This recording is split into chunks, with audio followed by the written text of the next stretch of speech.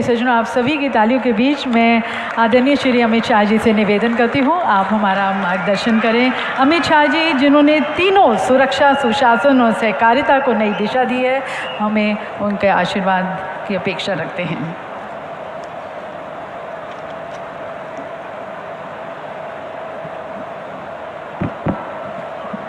आज के इस महत्वपूर्ण कार्यक्रम में जिनके निमंत्रण पर मैं यहाँ आया हूँ,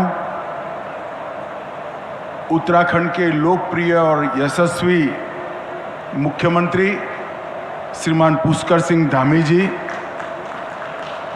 विधानसभा की अध्यक्षा श्रीमती ऋतु भूषण खंडूरी जी, केंद्रीय मंत्रिमंडल में मेरे साथी श्रीमान अजय टमटा जी, महेंद्र भट्ट जी, प्रदेश भारतीय जनता पार्टी के अध्यक्ष श्री अजय भट्ट जी, शिव अरोड़ा जी,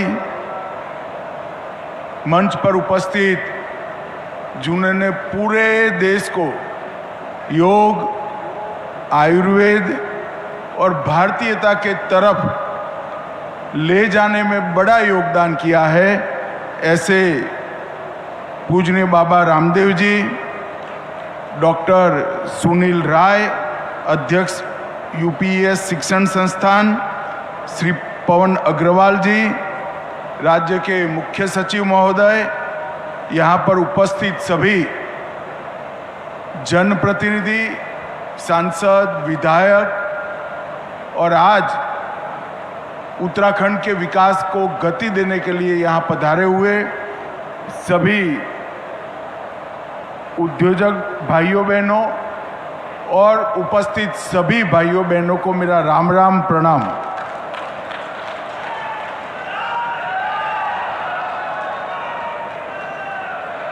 मित्रों, जब भी मैं उत्तराखंड में आता हूं तब एक नई ऊर्जा लेकर वापस जाता हूं, क्योंकि उत्तराखंड में आते ही चारों धामों में बैठे हुए देवी देवताओं का, मां गंगा, यमुना का और अनेक यहां पर बैठकर आध्यात्म की अहलेक जगाने वाले संतों का आशीर्वाद यहाँ आने के साथ ही प्राप्त हो जाता है। मैं हमेशा उत्तराखंड से चेतना लेकर ही वापस गया हूँ। ये उत्तराखंड को इसीलिए देवभूमि कहते हैं। एक और तो पर्वत की चोटियां पूरे भारत को ही नहीं, पूरी दुनिया को आध्यात्म की ऊंचाई पर ले जाने का काम करती हैं। यहां बसे हुए संत महात्मा हजारों वर्ष से गंगा के साथ बहती अपनी भारतीय संस्कृति को और मजबूत और पावन करने का काम कर रहे हैं। और यहाँ की नदियां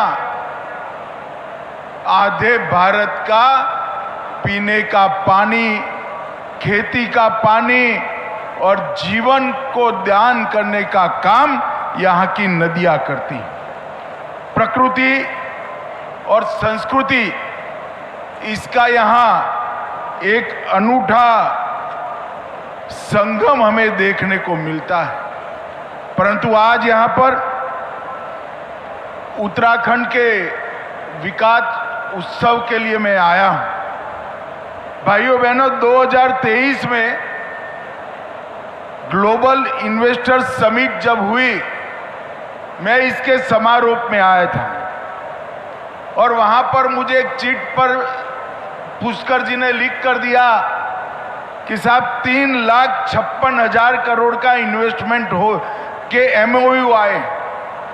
मैंने पुष्कर धामी को वैसे ही कहा था कि पुष्कर जी, एमओयू लाने में कोई पराक्रम नहीं है, उसको जमीन पर उतारने में पराक्रम है।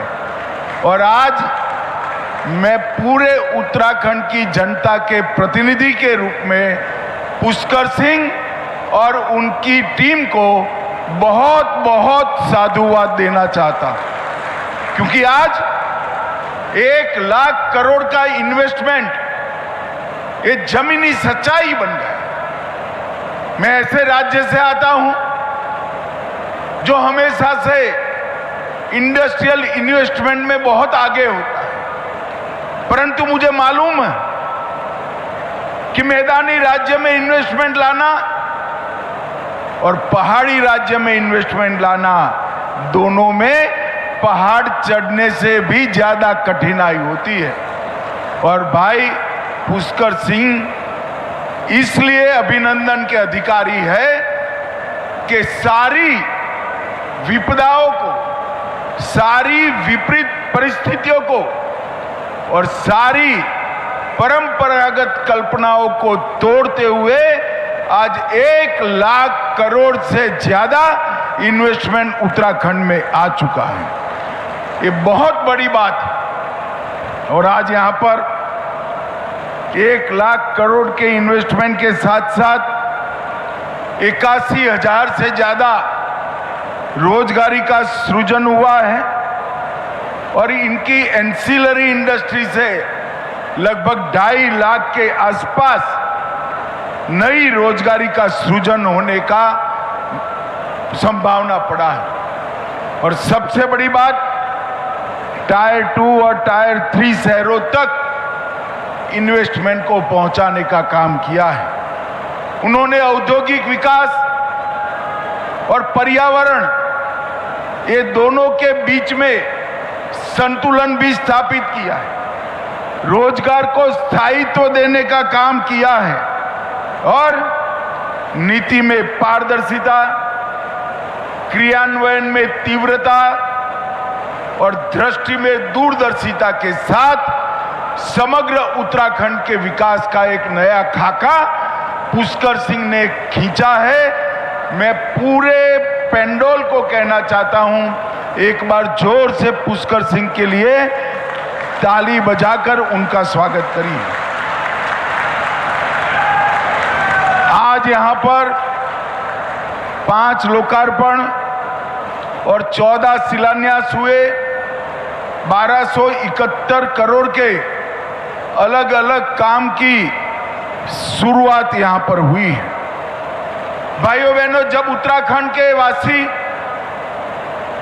उत्तराखंड के राज्य की मांग को लेकर संघर्ष कर रहे थे, कांग्रेस पार्टी ने उत्तराखंड के आंदोलनकारियों पर अत्याचार किए थे। उत्तराखंड को बनाने का काम भारतीय जनता पार्टी के नेता और उस वक्त के हमारे प्रिय प्रधानमंत्री श्रद्धेय अटल बिहारी वाजपेयी जी ने किया, परंतु बाद में जो राज्य के विकास के पंडित है वो चर्चा करने लगे कि छोटे राज्यों की कल्पना सफल होगी या नहीं होगी। आज मैं सबको कहना चाहता हूं, अटल जी ने 3 राज्य बनाए थे, उत्तराखंड, छत्तीसगढ़ और झारखंड। ये तीनों राज्य अपने पैर पर खड़ा होकर आगे बढ़ने की शुरुआत और उसमें सोने में सुहागा हुआ। 14 में नरेंद्र मोदी जी की सरकार आई, भाजपा की सरकार आई, अटल जी ने बनाया और मोदी जी ने संवारने का काम किया और उसके बाद लगातार यहां डबल इंजन की सरकार चल रही है। मोदी जी ने विकास का जो पूरे देश के अंदर एक खाका खींचा, इंफ्रास्ट्रक्चर का विकास हो, एजुकेशन पॉलिसी में स्पष्टता लानी हो, देश की औद्योगिक विकास की नींव डालनी हो, अर्थतंत्र को आगे बढ़ाना हो, हर क्षेत्र में मोदी जी ने कई रिकॉर्ड बनाए। इंफ्रास्ट्रक्चर की मैं बात करूं, राष्ट्रीय राजमार्गों की लंबाई में सिर्फ 10 साल में 60% वृद्धि नरेंद्र मोदी सरकार ने की। ग्रामीण क्षेत्रों में नई 8 लाख किलोमीटर गांव को जोड़ने वाली सड़कें बनाने का काम किया है। 333 जिलों में सुविधाजनक वंदे भारत ट्रेन पहुंची। 45,000 किलोमीटर का रेलवे कई लाइनों का विद्युतीकरण हुआ। 88 नए हवाई अड्डे बने और इनलैंड वाटरवे कार्गो में 11 गुना वृद्धि ये 10 साल में हुई। भाइयों बहनों, और इस सब का नतीजा है कि अटल जी इस देश की अर्थव्यवस्था को 11वें नंबर पर छोड़कर गए थे। मोदी जी 10 साल में 11वें नंबर पर से चौथे नंबर पर देश की अर्थव्यवस्था को लेकर आए। और आप लोग चौथे नंबर की अर्थव्यवस्था से खुश हो, मगर मेरी बात आज घर जाकर अपनी डायरी में लिख लेना, 2027 में हम विश्व की तीसरे नंबर की अर्थव्यवस्था बनने जा रहे हैं। जिस तेज गति से विकास आगे बढ़ा है, निर्यात हमारा 2 गुना हुआ सर्विस का और 76% निर्यात बढ़ा। हम कई सालों से सबसे ज्यादा तेज गति से बढ़ने वाली अर्थव्यवस्था बने। एक जमाने में कहते थे कि इंफ्रास्ट्रक्चर बने, औद्योगिक विकास हो तो गरीबों का कल्याण नहीं हो सकता। ये मिथक को नरेंद्र मोदी जी ने गलत साबित किया। इस देश के 80 करोड़ गरीबों को 5 किलो अनाज मुफ्त देकर खाद्य सुरक्षा सुनिश्चित की गई। 55 करोड़ लोगों को 5 लाख तक का दवाइयों का और हॉस्पिटलाइजेशन का पूरा खर्चा माफ हो गया। 16 करोड़ घरों में आजादी के बाद पहली बार नल आया। 12 करोड़ घरों में शौचालय पहुंचाया। 13 करोड़ घरों में एलपीजी का सिलेंडर पहुंचा और 3 करोड़ घरों में पहली बार बिजली आई और 4 करोड़ लोगों को घर देने का काम भी ये भारतीय जनता पार्टी की नरेंद्र मोदी सरकार ने किया। और ये सब करते करते 25 करोड़ गरीबों को गरीबी रेखा के ऊपर लाने का काम किया है। मित्रों, मोदी जी ने 2047 विकसित भारत की कल्पना की है। एक संकल्प देश के जनता के सामने रखा है। मगर मैं आज देवभूमि के प्रिय वासियों को कहकर जाना चाहता हूं, विकसित उत्तराखंड का बगैर विकसित भारत का निर्माण संभव नहीं। जब तक हमारे छोटे राज्य आगे नहीं बढ़ते हैं, देश के अंदर सम विकास नहीं हो सकता।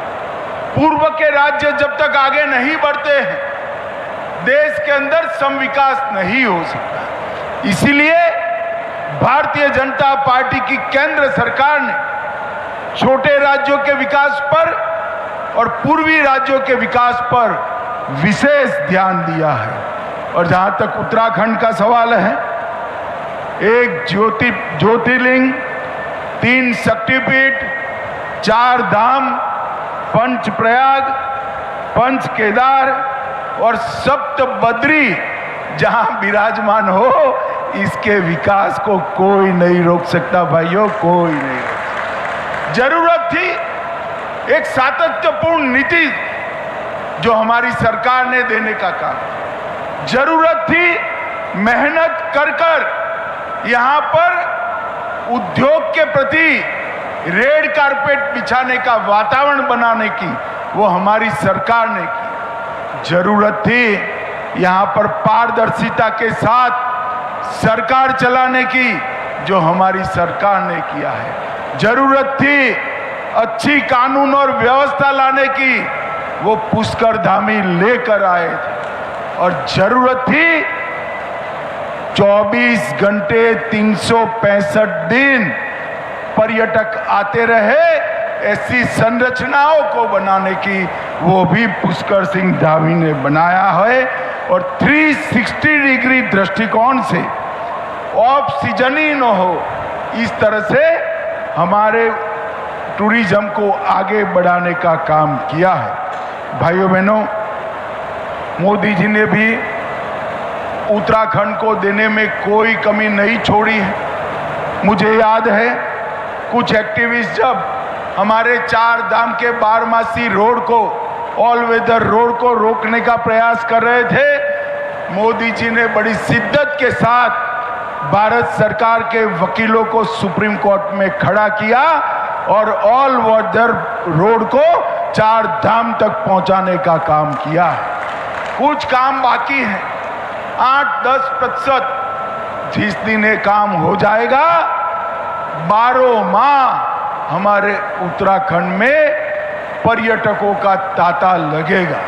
भाइयों बहनों, 2700 करोड़ से हेमकुंड साहिब तक, गोविंद घाट से 12 किलोमीटर लंबा रोपवे और 4000 करोड़ से सोनप्रयाग केदारनाथ रोपवे, ये आने वाले दिनों में पूरे विश्व से पर्यटक को यहाँ खींचने का काम करेंगे। और श्रद्धालुओं को लिए कई ऐसे रोड बनाए जो दिल्ली के साथ जोड़ने का काम किया। एक राज्य में मुझे तो आश्चर्य होता है, एक छोटे से राज्य ने इतनी ढेर सारी पॉलिसियां बनाई और एक स्थायी पॉलिसी के कारण औद्योगिक निवेश का वातावरण बना। टूरिज्म पॉलिसी बनी, एमएसएमई पॉलिसी बनी, स्टार्टअप पॉलिसी बनी, फिल्म सिटी पॉलिसी बनी, सर्विस सेक्टर के लिए पॉलिसी बनी, आयुष के लिए पॉलिसी बनी और सारे अप्रूवल सिंगल विंडो कर उद्योगपतियों का बहुत सरलीकरण करने का काम पुष्कर सिंह धामी ने किया है। मैं फिर से उनको बहुत बहुत बधाई देना चाहता हूँ। यहाँ मैं आया हूँ तब ये भी कहना चाहता हूँ, आयुर्वेद, योग, प्राकृतिक उपचार और जैविक खेती, ये चारों आने वाले दिनों में उत्तराखंड के विकास का आधार बनने वाले हैं। और चारों क्षेत्रों में यहाँ परंपरा भी है, वातावरण भी है और जनता की श्रद्धा भी। ये चारों क्षेत्रों में अनेक गुना ज्यादा इन्वेस्टमेंट और टूरिस्ट को लाने की एक बहुत बड़ी संभावना पड़ी है। यहाँ जो अंतर्देशीय कंटेनर डिपो बने हैं, ये निर्यात और लॉजिस्टिक को आगे बढ़ाएंगे। हरिद्वार, देहरादून, उधम सिंह नगर, उसमें प्लग एंड प्ले की सुविधाएं खड़ी हो रही है। स्टार्टअप के लिए ढेर सारी योजनाएं लाए हैं और एक प्रकार से यहाँ विकास का समग्र वातावरण पुष्कर सिंह के नेतृत्व में भारतीय जनता पार्टी की सरकार ने बनाया है। मित्रों, आज मैं यहाँ आया हूँ, मेरा पॉलिटिक्स करने का कोई इरादा नहीं था, परंतु ये कांग्रेस के लोग जो है वो किसी भी अच्छे काम में, जैसे कोई दूध में नींबू निचोड़ देता है ना तो दूध फट जाएगा, इसी प्रकार से राजनीति करने के आदि। सुबह सुबह ट्वीट किया, कमित भाई उत्तराखंड को क्या मिला वो कह कर जाना। मैं कांग्रेसियों को कहना चाहता हूं, मैं तो उत्तराखंड को क्या दिया भारत सरकार ने इसका हिसाब देता हूं, मगर आप जरा, आपकी 10 साल सरकार थी तब क्या किया उसका हिसाब देंगे क्या? वो नहीं देंगे तो दोनों हिसाब मैं ही दे देता हूं। भाइयों बहनों, 2004 से 14 कांग्रेस की सरकार चली, उत्तराखंड को डिवेल्यूशन और ग्रांट इन एड के कुल मिलाकर 53,000 करोड़ रुपया दिया। मेरी बात ध्यान से सुनना, 53,000 करोड़ रुपए। अब 10 साल सरकार उनकी भी चली, 10 साल सरकार हमारी भी चली। उन्होंने 53,000 करोड़ दिया 4 से 14 में, मोदी जी ने 14 से 24 में 1,86,000 करोड़ रुपया दिया, 3.5 गुना ज्यादा। इसके अलावे 31,000 करोड़ रुपया सड़कों के लिए, 40,000 करोड़ रुपया रेलवे के लिए और 100 करोड़ रुपया एयरपोर्ट के लिए दिए। ये सब इकट्ठा करते हैं तो आपसे 4.25 गुना ज्यादा पैसा भारतीय जनता पार्टी की सरकार ने देने का काम। और मैं आज कांग्रेस के लोगों को कहना चाहता हूं, जब राज्य का भला होता है तो हवन में हड्डियां डालने का काम बंद करो, वरना जो थोड़े लोग बचे कुछे दिखाई पड़ते हो, वो भी दूरबीन लेकर दिखाई नहीं पड़ोगे, पूरा साफ हो। जब राज्य का विकास हो रहा हो, राज्य आगे बढ़ रहा हो, तो हर पॉलिटिकल पार्टी का दायित्व है कि राज्य के विकास में इसका समर्थन करे। इसकी जगह ये नकारात्मक राजनीति की जो शुरुआत करी है, उसका एकमात्र रास्ता है पुरुषार्थ से विकास के लिए आगे बढ़ना। और मोदी जी ने विकास के साथ विरासत को भी जोड़ा है। भारतीयता, भारतीय संस्कृति और भारतीय भाषा, ये तीनों को छोड़े बगैर दुनिया में सबसे तेज गति से विकास करना, ये हमारा लक्ष्य है। भाइयों बहनों, अंत में मैं फिर से मुख्यमंत्री महोदय को बहुत बहुत बधाई देना चाहता हूं कि आपने 1 लाख करोड़ का इन्वेस्टमेंट जमीन पर उतारा है। ये बहुत बड़ा अचीवमेंट है। अभी भी थके बगैर बाकी का जो 254 बचा है, उसको एक बार जमीन पर उतारने का काम करिए। मोदी जी और उनकी पूरी सरकार इस देवभूमि के साथ है। ये देवभूमि वालों को मैं वादा कर जाता हूं, फिर से एक बार आप सभी को, उत्तराखंड की पूरी टीम को और जिन्होंने विशेष कर निवेश करा है, वो सभी उद्योजकों को बहुत बहुत बधाई, धन्यवाद और साधुवाद। मेरे साथ एक बार जोर से भारत माता का जयकारा लगाइए। भारत माता की, भारत माता की।